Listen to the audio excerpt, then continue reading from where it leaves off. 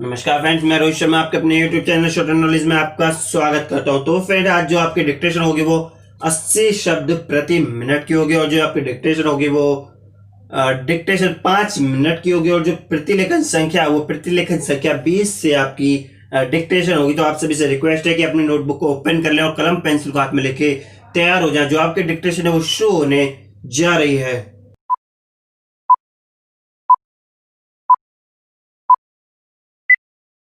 महोदय, मैं अपने बारे में कहता हूं।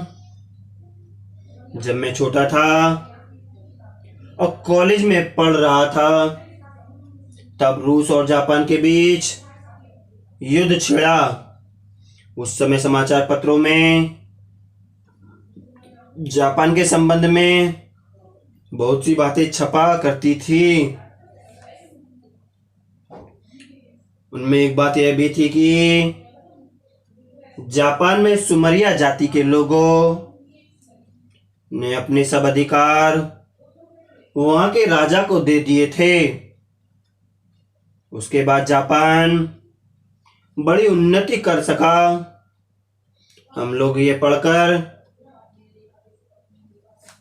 आश्चर्य और सराहना करते थे। उससे बढ़कर हमारे यहाँ के लोगों ने स्वराज्य स्थापित होने के बाद 1-2 वर्ष में एक उदाहरण स्थापित करके दिखाया। हम भी अपने हजारों वर्षों के इतिहास को नहीं भूलेंगे। जो रियासतें अलग अलग स्थापित हो गई थी और एक प्रकार से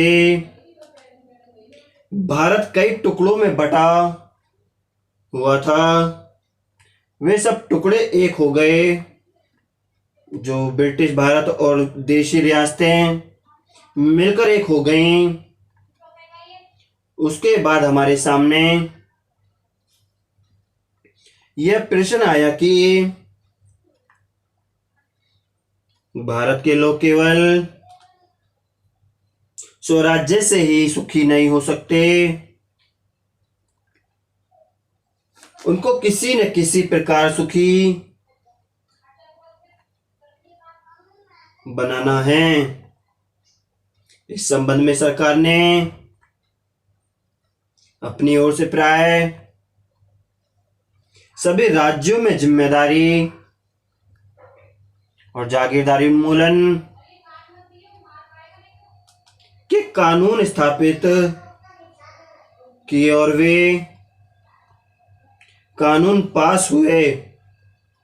प्रसन्नता की बात तो यह है कि बहुत से स्थान में कानून उन लोगों की स्वीकृति से तथा उन लोगों की सलाह से पास किए गए जिनकी जिम्मेदारी और जागीरदारी समाप्त हो जानी थी।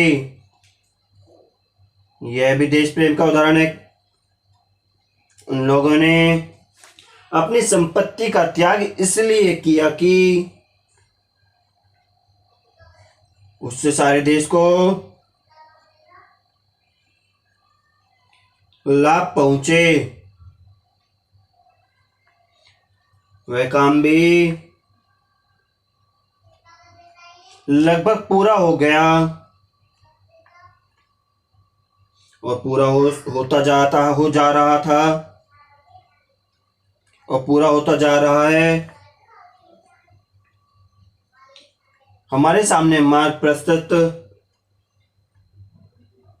प्रशस्त है और अब हमें इस पर चलने की शक्ति चाहिए। हमारे परस्पर कभी कभी इस प्रकार की संकुचित धार्मिक अथवा सामाजिक भावना देखने में आती है, जिसके कारण कभी कभी लड़ाई झगड़े हो जाते हैं। हम इस चीज को भी दूर करने का प्रयत्न कर रहे हैं। हमारे संविधान में इस पर स्पष्ट बता दिया गया है कि कोई चाहे किसी भी धर्म का क्यों न हो, किसी भी जाति का क्यों न हो, इस देश में सबको समान अधिकार है। गरीब से गरीब आदमी को भी वही एक वोट देने का अधिकार है जो कि राजा साहब को है। या मुझे धर्म के नाम पर किसी प्रकार का भेदभाव नहीं किया जाता है।